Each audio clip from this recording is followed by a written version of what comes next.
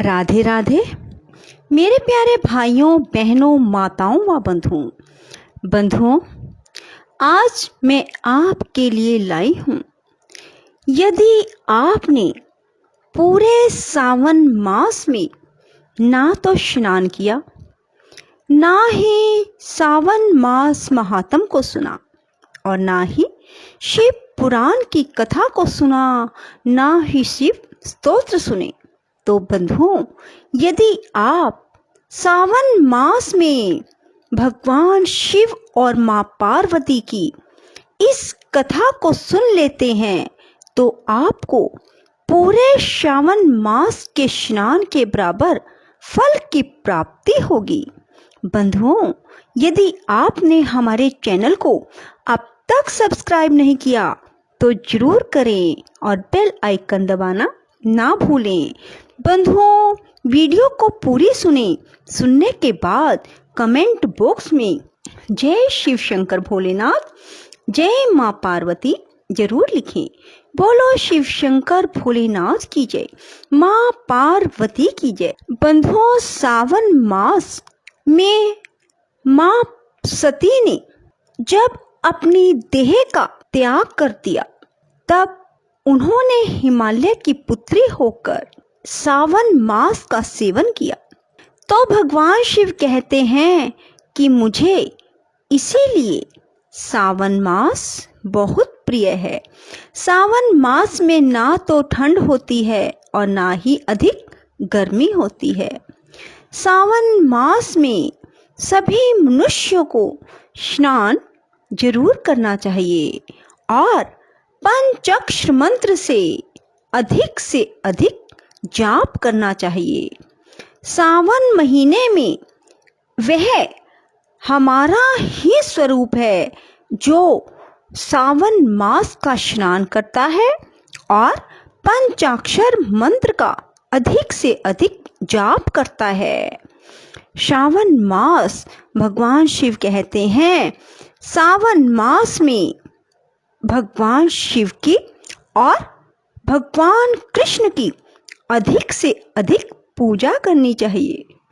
बंधुओं, सावन मास में भगवान शिव और पार्वती की इस कथा को जो मनुष्य सुन लेता है, उसे पूर्ण सावन मास में स्नान, शिव पुराण का अध्ययन और शिव जी के स्तोत्र सुनने के पूर्ण फल की प्राप्ति होती है।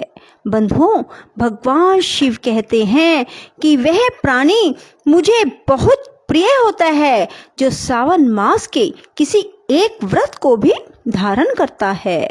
बंधुओं, सावन मास में भगवान शिव पार्वती की इस कथा को सुनने मात्र से भगवान शिव और पार्वती की विशेष कृपा बरसने लगती है।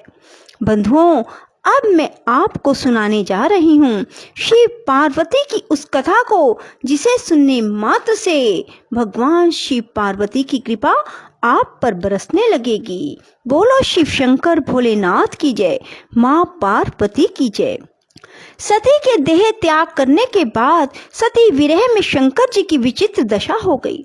वे दिन रात सती का ही ध्यान करते, उसकी चर्चा करते। सती ने भी देह त्याग करते समय यही संकल्प किया था कि मैं पर्वतराज हिमालय के यहाँ जन्म ग्रहण कर फिर से शंकर जी की अर्धांगिनी बनूं।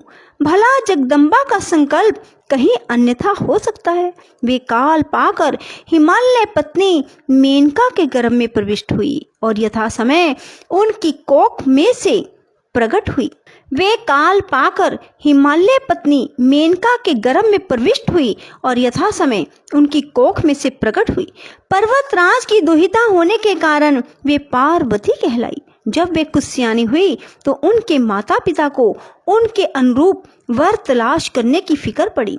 एक दिन अकस्मात देव ऋषि नारद पर्वतराज के भवन में पहुंचे और कन्या को देखकर कहने लगे, इसका विवाह शंकर जी के साथ होना चाहिए, वही इसके योग्य हैं। यह जानकर साक्षात जगत माता सती ही उनके यहाँ प्रकट हुई है।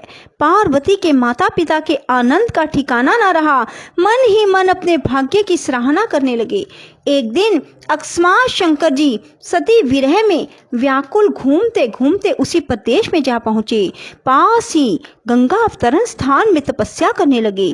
हिमालय को जब इस बात का पता लगा तो वे अपनी पुत्री को साथ लेकर शिवजी के पास पहुंचे और अनुनय पूर्वक अपनी पुत्री को सेवा में ग्रहण करने की प्रार्थना की। शिवजी ने पहले तो उसकी सेवा स्वीकार करने में आनाकानी की, किंतु पीछे पार्वती की अनुपम भक्ति देखकर उनका आग्रह ना टाल सके। अब तो पार्वती प्रतिदिन अपनी सखियों के साथ शंकर जी की सेवा में उपस्थित होने लगी। वे उनके बैठने का स्थान झाड़ पोंछकर साफ कर देती और इस बात का सदा ध्यान रखती कि शंकर जी को किसी प्रकार का कष्ट ना हो।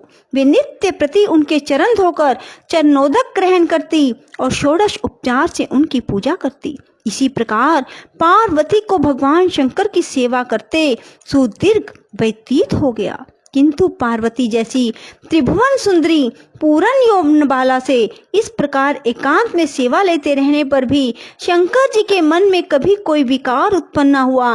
वे सदा आत्म स्मरण करते हुए समाधि में निश्चल रहते। इधर देवताओं को तारक नामक असुर बड़ा त्रास देने लगा। यह जानकर कि शिव के पुत्र से ही उसकी मृत्यु हो सकती है, सभी देवता शिव पार्वती का विवाह कराने की चेष्टा करने लगे। उन्होंने शिव को पार्वती के प्रति अनुरुक्त करने के हेतु कामदेव को सिखा पढ़ाकर उनके पास भेजा।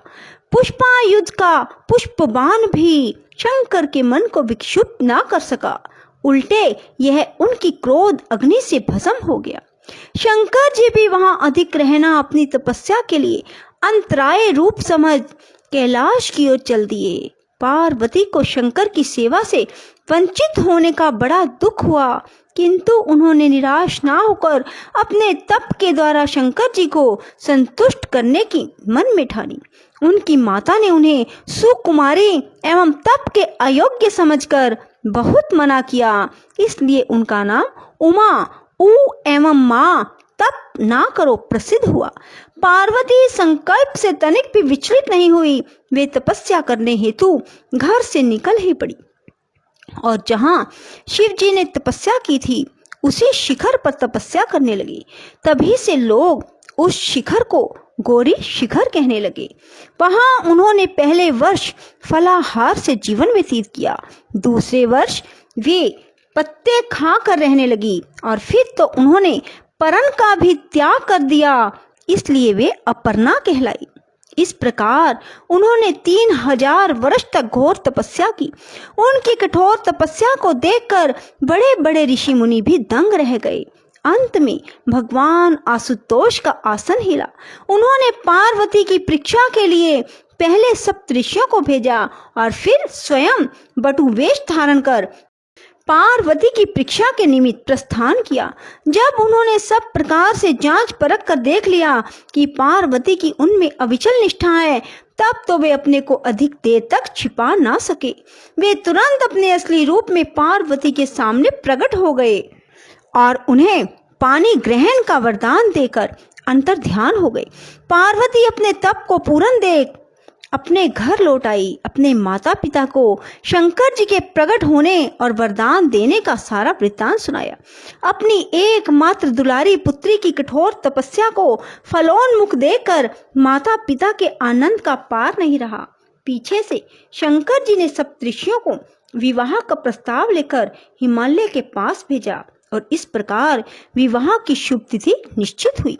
शंकर जी ने नारद जी के द्वारा सारे देवताओं को विवाह में सम्मिलित होने के लिए आदर पूर्वक निमंत्रित किया और निश्चित तिथि को ब्रह्मा विष्णु इंद्र प्रभृति सारे प्रमुख देवता अपने अपने दल बल सहित कैलाश पर आ पहुंचे। उधर हिमालय ने विवाह के लिए बड़ी धूमधाम से तैयारियां की और शुभ लगन में शिवजी की बारात हिमालय के द्वार पर आ लगी। पहले तो शिवजी का विकट रूप तथा उनकी भूत प्रेतों की सेना देखकर मेनका बहुत डर गई और अपनी कन्या का पानी ग्रहण कराने में आनाकानी करने लगी। पीछे से जब शंकर जी का करोड़ों का परम लावण्य में रूप देखा तो वह देह गेह की सुधि भूल गई और शंकर जी पर अपनी कन्या के साथ ही साथ अपनी आत्मा को भी न्यौछावर कर दिया। हर गौरी का शुभ विवाह आनंद पूर्वक संपन्न हुआ। हिमाचल ने बड़े चाव से कन्या दान दिया। विष्णु भगवान तथा अन्य देव और देव रमणियों ने नाना प्रकार के उपहार भेंट किए। ब्रह्मा जी ने वेदोक्त रीति से विवाह करवाया। सब लोग अमित उत्साह से भरे अपने अपने स्थानों को लौट गए। बोलो शिव पार्वती की जय हो। राधे राधे। जय श्री कृष्णा। बंधुओं, यदि आपको हमारी वीडियो पसंद आए तो इसे लाइक करें और शेयर भी जरूर करें। धन्यवाद।